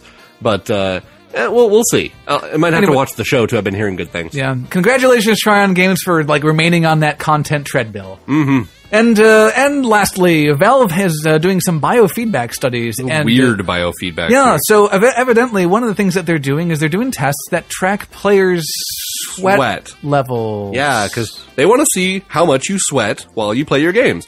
You know, I guess mainly due to the idea of, well, you're not putting forth effort per se, but just like maybe what in the game is making you sweat. And it's just weird. So let me give you a quote from the article. Concerning Valve's player perspiration tests, the company has measured player sweat and matched that to their level of arousal while playing a certain game. In one case, the data was fed into a Left 4 Dead, and the gameplay experience was modified to be, quote, more fun. What does that even mean? I don't know. More It fun. made them more sweaty and aroused? I don't know. This is Valve, what are you doing? Well, this is the Gaming Disquisition. No. Sorry. Valve, I think you're starting to delve into that kind of like Google creepy kind Oh, no, I know what they're doing. What are they doing? They're making video game porn. Oh, no. You know, Valve is just going to start coming out with some crazy interactive porn games, and they're going to be so perfectly designed that you're going to be aroused and sweaty within 5 minutes of turning that game on. And your arousal and sweatiness level will be forwarded back to them via the internet, and they'll be able to get feedback. Before playing this game, please attach these, nodules to your flesh, and we will have them transmitting data. Wow, what a concept. Go and Valve. That's all we have for the news this week, so we are going to go to the break and let you listen to some tunes. When we come back, we are going to be heavily divided, and hopefully we will divide all of you as a listener base in terms of, like, it will be a faction warfare. And Of some kind. And you will all be against each other. It will be a versus all the time. Every day. And all that and more coming your way after the break. So sit right there. This is the Gaming Disquisition, where we go ahead and this is the wrong shtick entirely. Good job. I did it again. You unsticked. This is the Gaming Disquisition with Sam and Mark, and by your own volition, this edition of our Disposition Inquisition will be back after this brief intermission.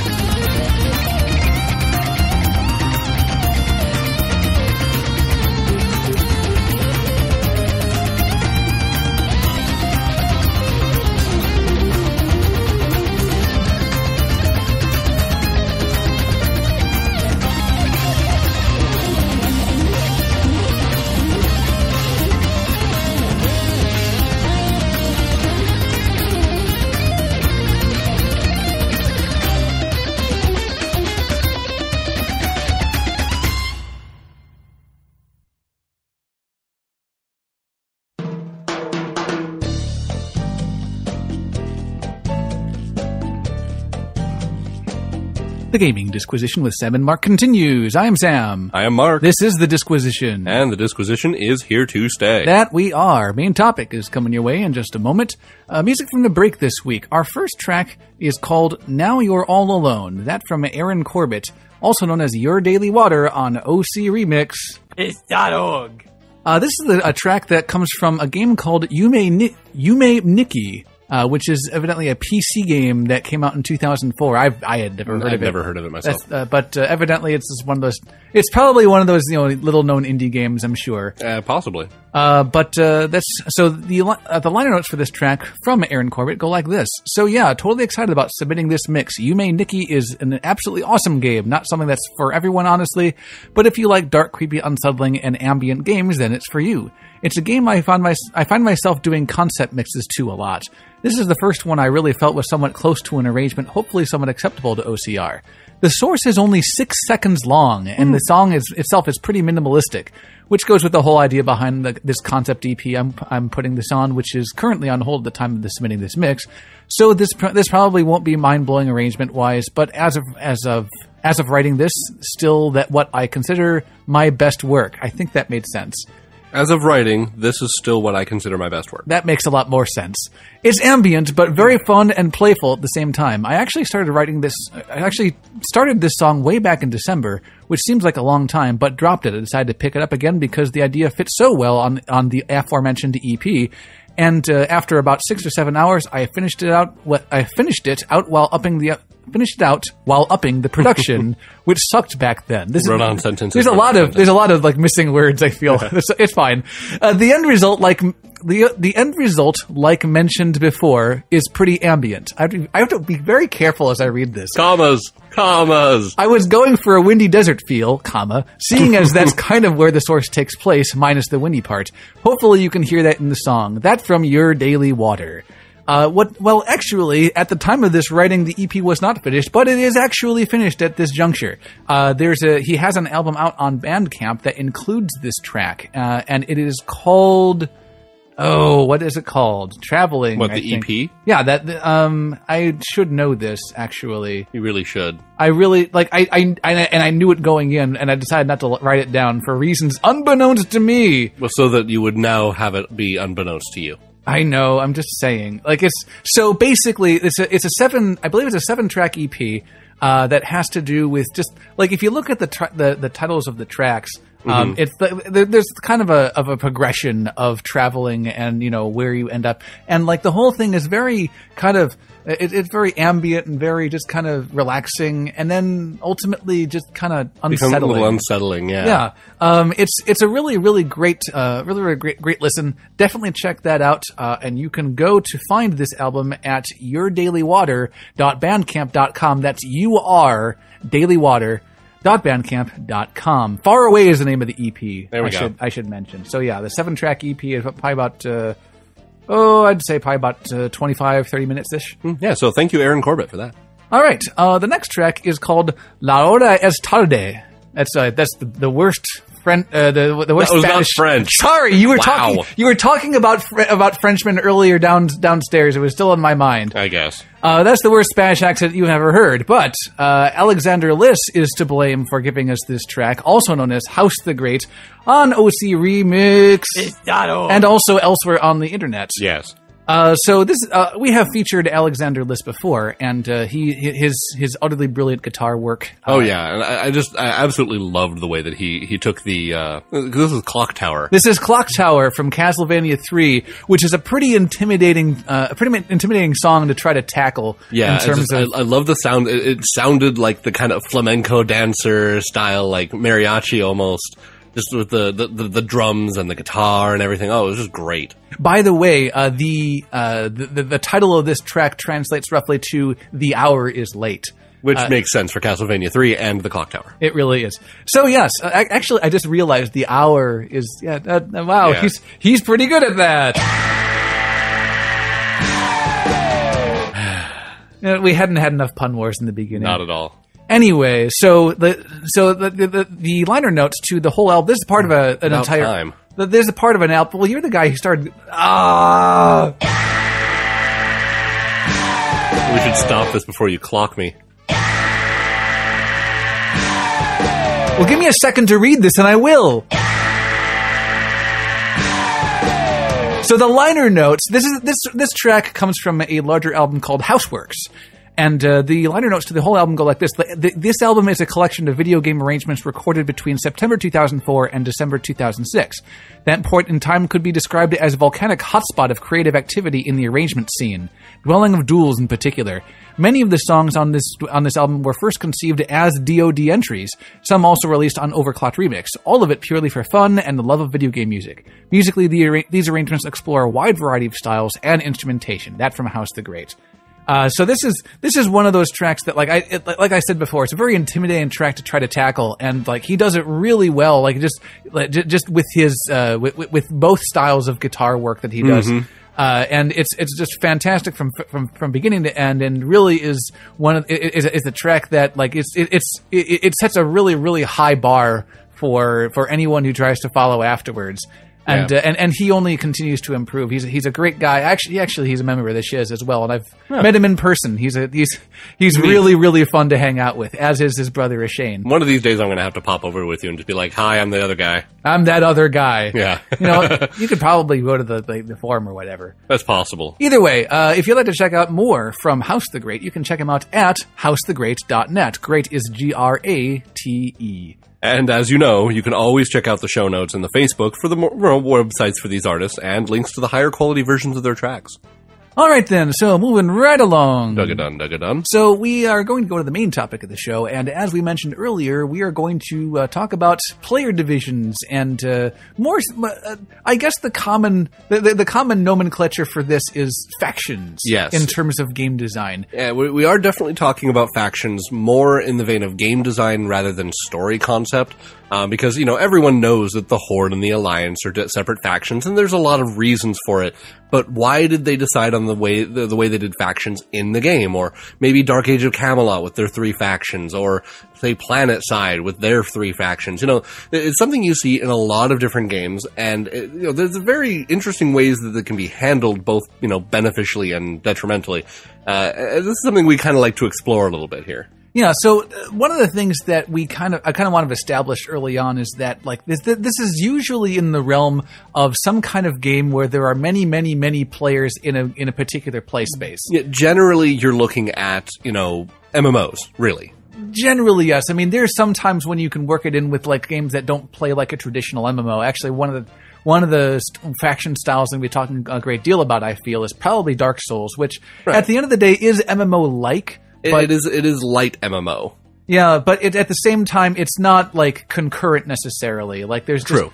So there's a lot of different things that factions can do to help you in your game design as far as encouraging player behavior. Because it's not enough to just say, okay, you're on this side, you're on that side, go. Definitely having the ability to give your players incentives and give them like things that prompt behavior that can kind of inherently give rise to like interesting player interactions. Very true, and I think going from where I prominently know, or at least where I kind of had the most involvement when it came to any sort of faction. I mean, let's zoom in here on World of Warcraft for a moment. Sure, and kind of start from here. Again, as we're looking at the Horde and Alliance here, they obviously have their different race selection. They also have their different aesthetic, which really was, at first, when someone sits down with the game, they get to look at the aesthetic, and that's where they go. I mean, that's pretty much the only thing if you're sitting down to this game from nothing. You've never played a Warcraft game. If you're a kid and or your parents of your kid, you pick human because Stormwind looks like Gondor. Oh yes, or if they really love what the orc looks like. You're basically looking at these things. And right up until the inclusion of the Blood Elves and the things like that, it was very cut and dry. One was very, like organized, one, very pretty, and the other one was very kind of dark nature, more kind of spice savage. and stuff. Yeah, it's a probably good way to put it. And just starting out. I just realized that we're just talking about storyline stuff right now. But the thing is that right off the bat, I mean, this is where you choose. But then they really do make it a point to kind of drive home like why you're supporting this side, not storyline wise, but like actual, like you're on this side. You cannot talk to anybody on the other side. That's probably the strongest thing I feel that they did with the factions in World of Warcraft is they disallowed communication between the two factions. And that was important, I felt, in order to basically make it so that the players on these two on these two sides aren't coordinating, because Blizzard didn't want you to coordinate with people that you were supposed to be enemies with. Oh, true. They wanted you guys to because what happens is if you are in if you're in an area that is contested and you see someone else from the opposite faction come in, what happens is you would like to ask him, "Are you questing? Do you intend to fight with me?" And you kind of can't. Yeah, you get the classic what are you talking about? Oh God, you're gonna kill me! I want to kill you first. And then it becomes an issue. So what happened, because you usually can't effectively ask the person if they're friendly or not.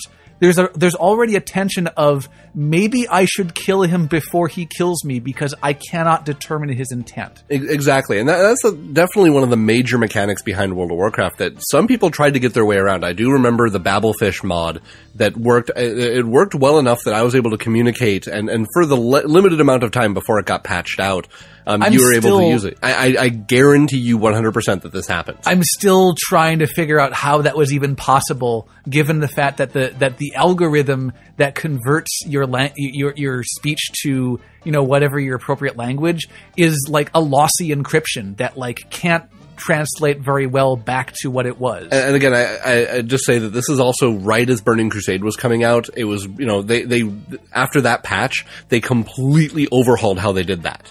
Well, okay, so whatever broke Babelfish, maybe they only implemented the lossy encryption at that point. More than likely, but the point was that it's something where there was a mod that allowed you to talk about it, but they changed it so you could not use that because they wanted to preserve the fact that you just could not communicate very well.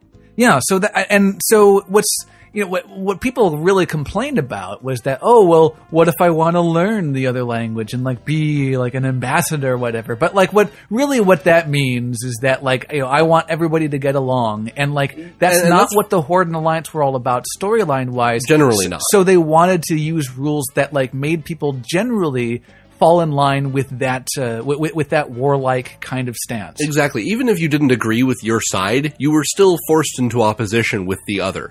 I mean, not only were there the contested zones and the fact that you were going to have to deal with these people who were also fighting for, resources and other things like that. I mean, specifically mining nodes and all that kind of stuff. I mean, to a lesser extent, those, but because you didn't generally share a ton of quest areas. With factions, even when both sides had to go to the same zone, they still generally had their own little spots in that zone where they had their own little questing spot. Unless you're talking about Stranglethorn Vale, the best zone in the game! Right, yeah, but, when it came down to the faction thing, they made a lot of design choices to make sure that when you chose a side, you were going to support that side, and there really wasn't much you could do about that after the fact. Which is kind of funny because most players, I feel by and large, most players who were involved with the story in any kind of role-playing kind of way, so many of them were there's these demons and we should band together. Everybody wants to be friends with each other in an MMO, and you kind of have to get in the way of that. But the thing is just going back, I mean, lore appropriate, there's many, many times when people from the different factions got together, did things, all that kind of stuff. But what I'm saying is that that should only happen in extreme circumstances, exactly. which is what they tried to kind of accomplish with some of the rules of the game. The times when they were working together were very you could see that it was happening, but it was very, very rare. Yeah, and that's something where they didn't want it to happen every instance, or even just on the fly out in the middle of nowhere, because people were going to use it for different things. But it was a flavor thing. But moving on from World of Warcraft, dun. Yes, I mean, take another example: Star Wars Galaxies, Rebel versus Empire. I mean, that's something where everyone could communicate with each other, but what it ended up being for the most part was, there was just a ton of fighting. There wasn't a whole lot of camaraderie between the two. And when people chose sides, I mean, maybe it was just the fact that a lot of them were very big Star Wars fans. They just did not get along. That's interesting because, whereas, I guess what it comes down to, if you're going strictly by lore and whatnot, there isn't a greater evil that the Rebel Alliance and the Empire need to coordinate to beat, really. Right, yeah. So so maybe it was that made it not really cross anyone's mind. I don't know. I do think though that one of the problems that happened in both of those cases was the two faction thing. Because what ends up happening, especially in games where there are servers, but like maybe that problem is even compounded if there's a single shard, is like the fact that you have this potential for imbalance between factions, and so like how important is that really? Well, in terms of like world PvP, that could be important, I suppose. It's like. I suppose when it comes down to like structured PvP and there's the whole matchmaking thing, but then you can also have like long queue times for like one side or the other, and that's something that is kind of unrelated to the factions for the most part. Well, it is though, because like it's a problem that crops up in the rest of your game design. Like if you want to have two factions and you want to have these incentives, like. It was a problem for World of Warcraft because like they didn't design the entire game around the fact that there were two factions. They had many different like sub games in the game, and like the two factions interfered sometimes and was very strong others. So there were some problems that echoed. Yeah, and just thinking about a game now that. Because we have the two factions, and then moving up to the three factions with Dark Ages of Camelot and, like say Planet Side 2 and things like that. Actually, as far as like old games I used to play, there's a game called Shattered Galaxy, which was kind of like MMO StarCraft in a way. Yeah. And like they had three factions and they really sold me on that idea. Unfortunately, like three factions was like literally the only thing they did right in that game. Yeah, but when you think about that, because Horde and Alliance, if the Horde is outnumbering the Alliance, there's nothing the Alliance can do. And there's no reason why there's no one to help them if now that they're the underdog. One thing about like say Planet Side 2 is when someone becomes the big dog in the house, suddenly both of the other sides get bonuses to fight the big dog. Or not even bonuses necessarily, but just kind of an inherent incentive to kind of, we're really low on territory and like I could try to take over your territory, but you have like 5 hexes or whatever. Exactly. So like, why don't we both just like stop fighting each other and focus on fighting the looming threat, working its way across the left side of the map. Exactly. And that's something like just inherently by the player choice, they're given a good reason to do it. And then of course, like I said, incentives do help a lot of players. I mean, there's a lot of players that would still press that advantage if they didn't have a much tastier treat to go after. Perhaps. I will say this though, that one of the strongest aspects of the three faction system is not just necessarily like player imbalance. Because there's never really a time, like even if there is like generally balanced factions on all three sides, there's never really a time where there's like exactly the same amount of people on all different sides logged in at the same time. There are different guilds might have different play times, and so like even the imbalances that happen like just from time of day can be alleviated somewhat by having three factions. Anyone who ever played World of Warcraft and said, "Oh, I can only quest in this zone between the hours of blank and blank because that's when the Horde side has gone to bed." Yes, exactly. Yeah. But I've been thinking about this for a little bit though. Like, what about like additional factions beyond 3? Because like if you have like 4 factions, because that's what EVE Online does with factional warfare. I don't have a whole lot of experience with that. I think I'd like to at some point. But I'm not sure what 4 factions would do because they are. Well, we have a game with 4 factions. What's that? EVE. Well, that's what I'm saying is that like when you talk about factional warfare in EVE, like I'm not sure exactly how that plays out because 2 of them are kind of allied. Like they're not really. So basically the Galente versus the Keldari, and then the Minmatar versus the Amar, and like sometimes they kind of help each other, I guess. I don't know exactly if that works out in the way that the thing that really stands out about EVE to me is the fact that you can move between the factions by putting in a little work and effort. Yeah, it's a little bit. The rep grind, anytime we're talking about, say, like World of Warcraft or things like that, you have rep grind. You have the things that... So I really don't want to talk about, like, factions in terms of, like, another bar to fill up, because that's just additional content. That's not really what we're focused on here, but when it comes to Eve, grinding faction rep to actively move to that area, to actually like be in the good graces of those people and now function as if you were a member of that society, and then be able to do their faction warfare, like fight for the Amar, even though you started out as a Minmatar. Okay, so once you start fighting for the Amar, that's when your actual interactions with other players start taking place. The actual rep grind you're referring to is just busy work and does not add constructively to the EVE Online game design, I don't feel. Yeah, but the idea though is that they have these factions, but the ability to move between them is somewhat unique there. And of course just the whole freeform factor of, you do whatever you want in EVE and there's just a bunch of stuff to do. Do what you want because a pirate is free. Yeah, pretty much. And you can be a pirate. Yeah, you can. But, of all the different games that have factions, I think that really is one of the ones that stand out as like, I think it's the only faction game where you can just freely move around between them.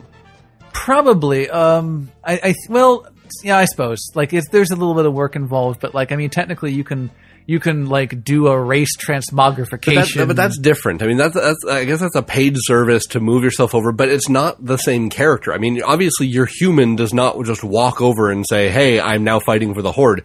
You actually have to change him into an orc or a blood elf or something like that. It is a change that is not a part of their storyline, I guess, would be a thing. Now, the thing that strikes me about EVE Online's factional warfare is that there really isn't a functional difference between any of the four factions other than just like the general area of space.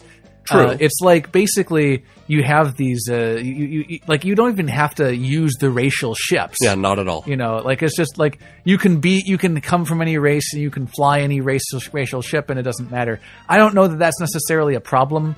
Because I feel like the point of factional warfare is just like low-end PvP. Yeah, I guess the thing about it is they went really light-handed with it, and the fact that you can switch around through them, it just kind of goes to show that when they did EVE, they said, well, the factions are there, but they're not so absolutely important as to take up a large portion of your time. Whereas like in World of Warcraft, you have to be one of these factions, and it will change the way the game is going to be for you. Mm-hmm. In EVE, it's that there are these factions, do what you want with them.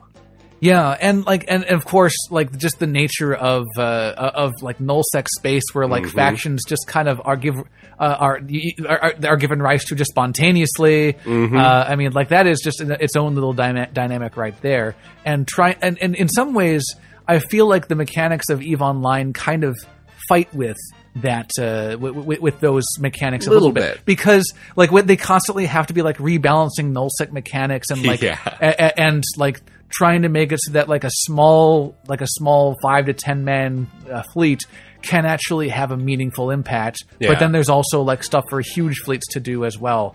So like they kind of have to like they let you do what you want, and then they have to try to temper the things that you do want to do rather than providing you with incentives. Yeah, it's a very odd way of doing it, but when it comes down to just the faction oriented part of it, do you think there's a magic number? I mean, I've always heard 3 is basically as much as people should go, and especially if you're hammering down the fact that the players have to be a member of one of these factions.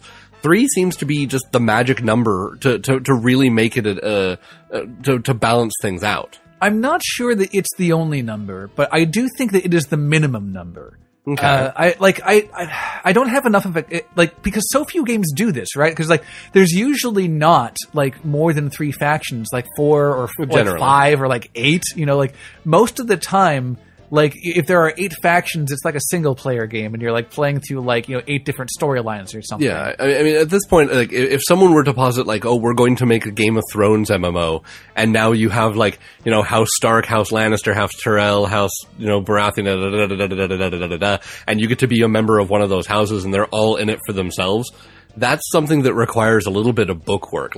Players will have to know why they're going to choose one thing over another.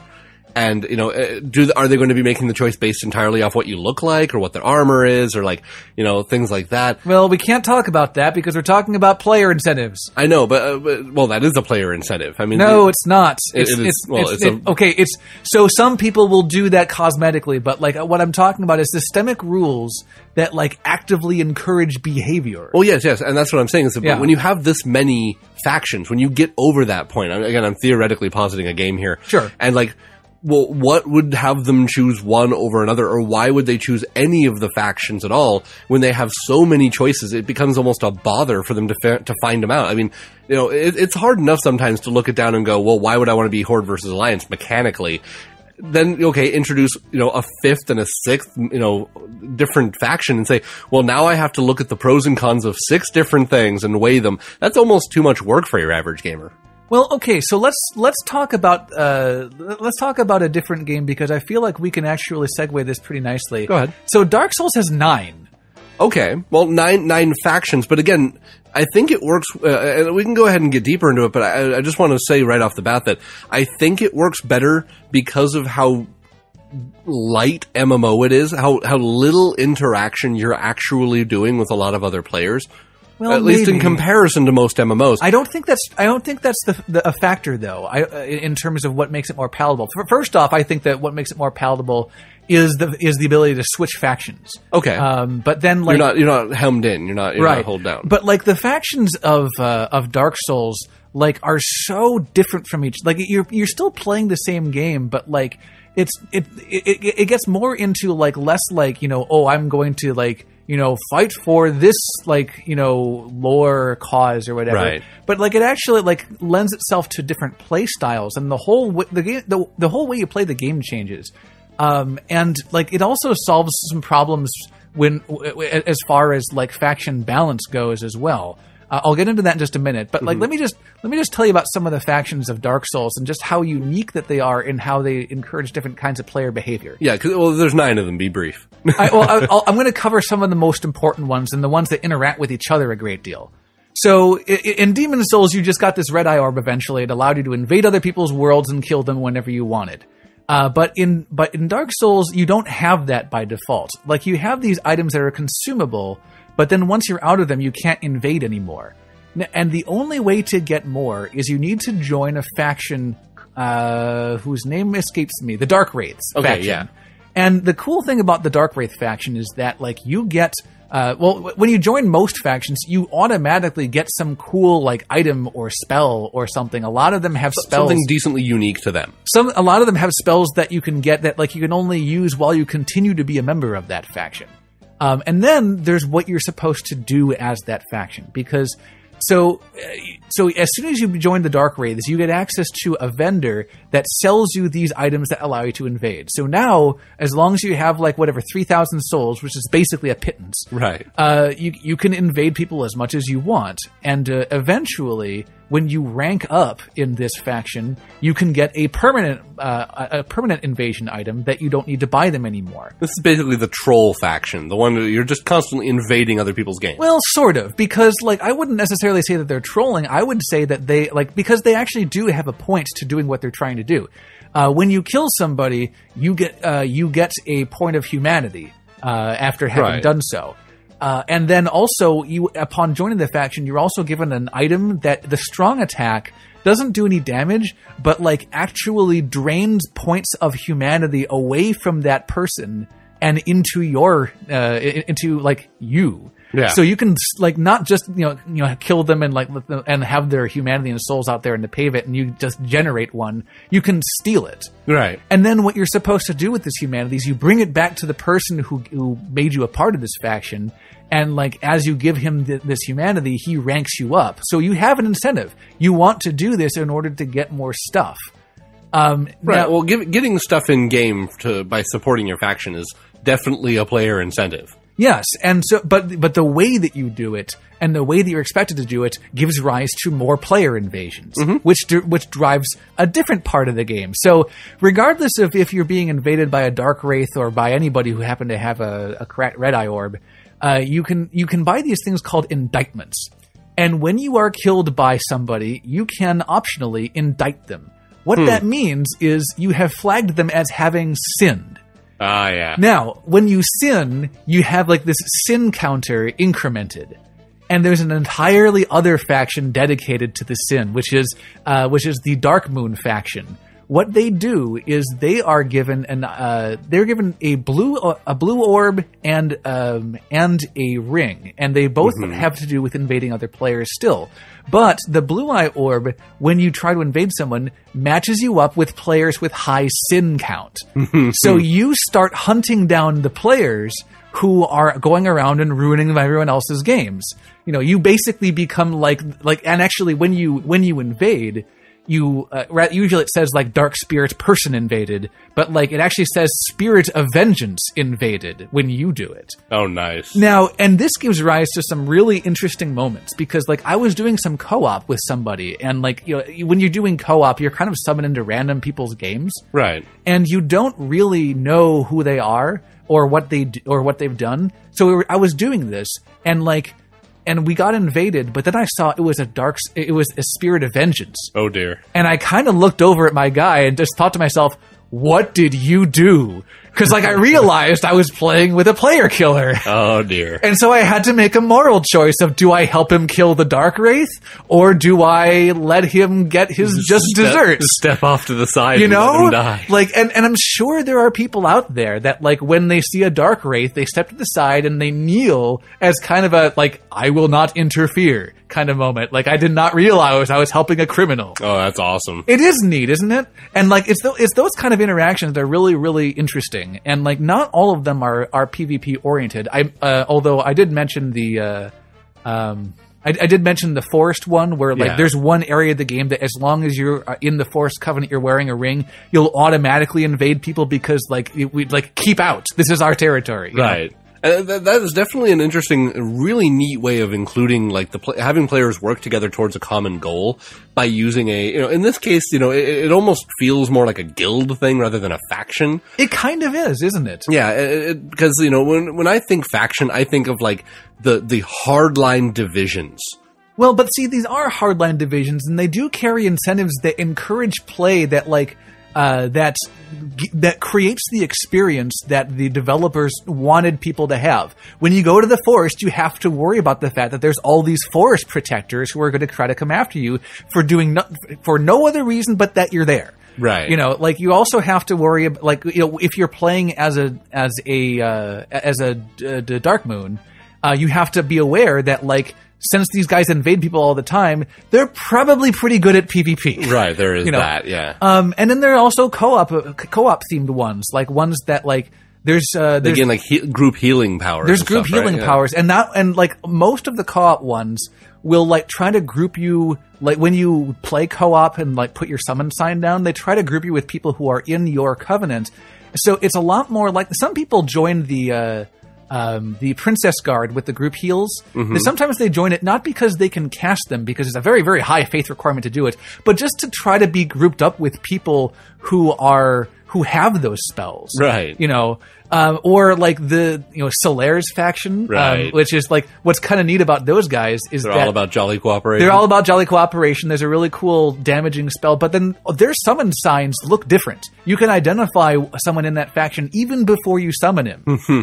So like you already know, oh, this guy likes to do co-op all the time, I'm going to summon him. Oh, that's neat. So now one thing I did want to cover in the brief period that we had left was like one of the strongest parts about the design of these covenants, because the big problem with something like factions is that like you're constantly worrying about like faction imbalance of like there's too many players and there's too many until you vanillaed like all the sides to the same thing where there's no difference mechanically between them aside from aesthetics. And even still, like you're going to get player imbalances because like, oh, I want to play with my buddies and like and like my 500-man guild is in this faction, so I'm going to join that faction. Pretty much. What's interesting about the way that Dark Souls does its factions is that like it kind of inherently solves that problem by being basically I don't know if I'd use the term pressure valve, but like basically what I mean is that there's not really any ramification to there being a faction imbalance. Right. The thing is you can have 5 times as many of those co-op guys there,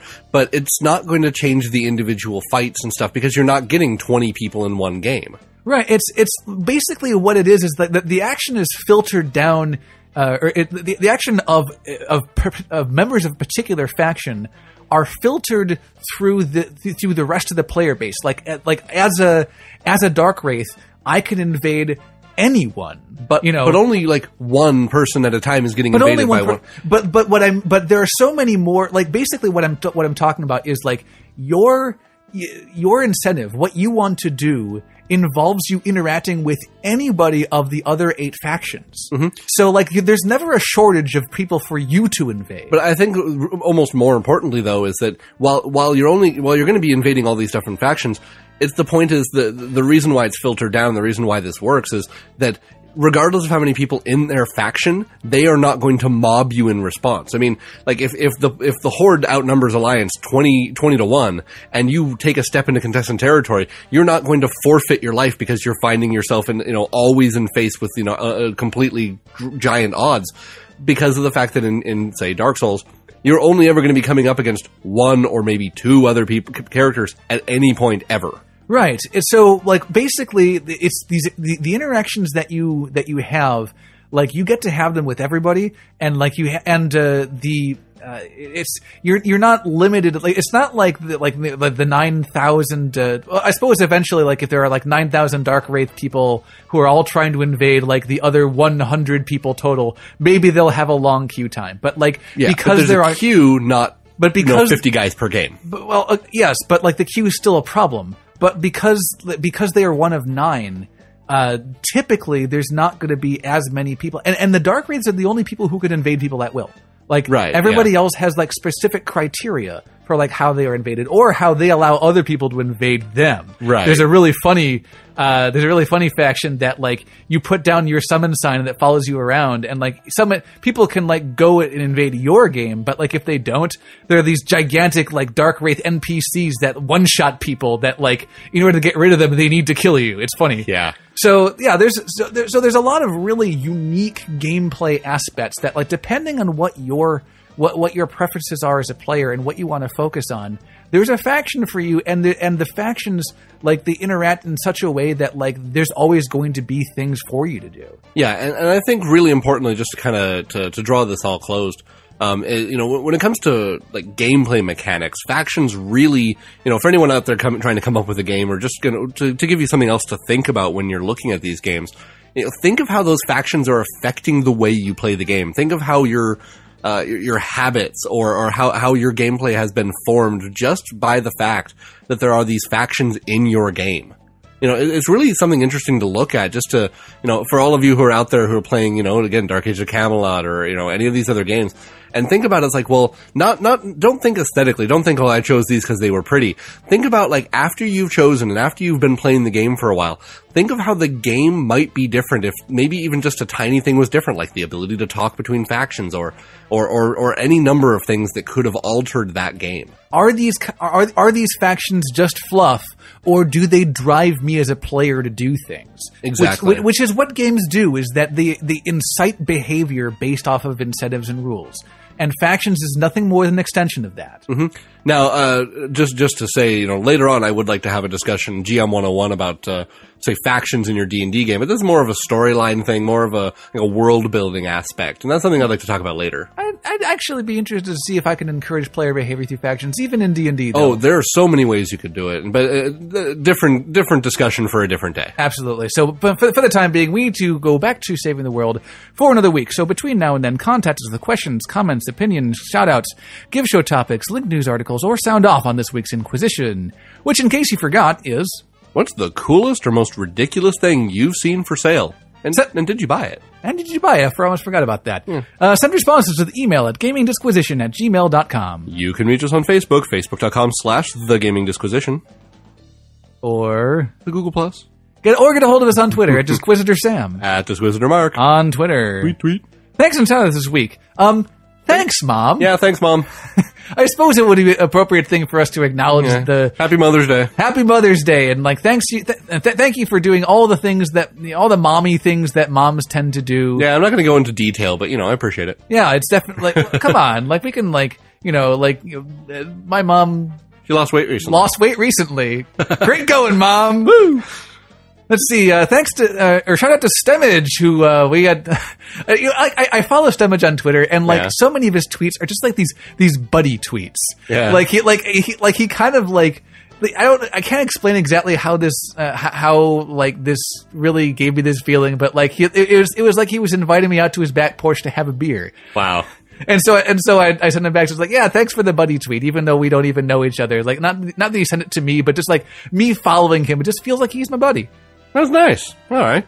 Well, hey, shout out to listener Suzanne, being my sister.